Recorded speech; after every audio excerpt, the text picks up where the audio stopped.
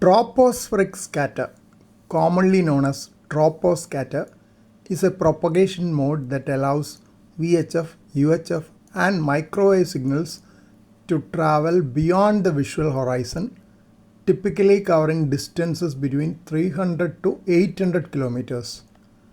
Unlike the HF bands, where signals refract off the ionosphere, or the direct line of sight paths you utilize for LEO satellite operations, troposcatter relies on the lowest layer of the Earth's atmosphere, that is the troposphere.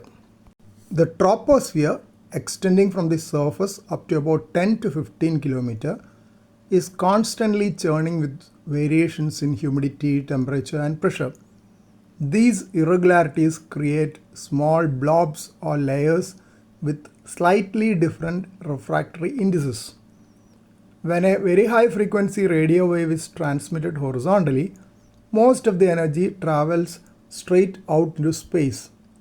However, a very small fraction of that energy strikes these atmospheric irregularities and scatters in all directions. A tiny portion of this scattered signal is deflected forward toward the receiving station. The critical concept is the common volume.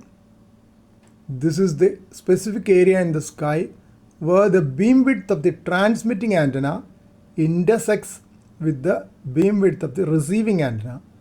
The scattering must occur within this overlapping zone for communication to work.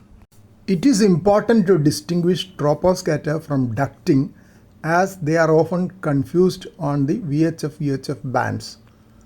Troposcatter, always present. It is a brute force method of propagation characterized by extreme path loss, often more than 200 decibels.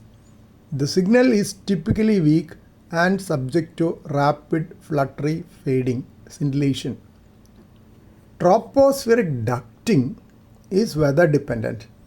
It occurs during temperature inversions when a duct forms, trapping radio waves and acting like a waveguide.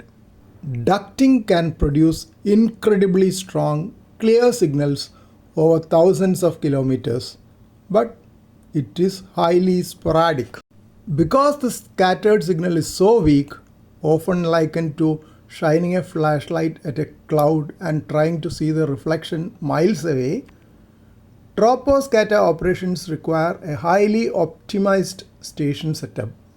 Building a station capable of consistent troposcatter is an excellent challenge for homebrewers. High power. While 100 watt is substantial for HF work, troposcatter on 145 MHz, that is 2 meter, or 432 MHz, that is 70 cm, often demands the legal limit.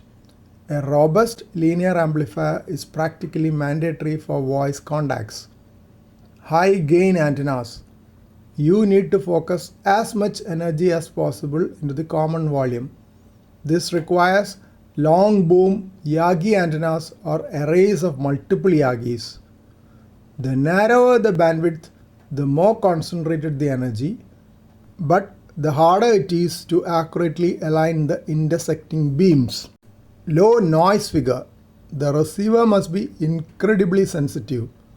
Mast-mounted low noise amplifiers, LNAs, are crucial to amplify the microvolt level signals before they suffer loss traveling down the feed line.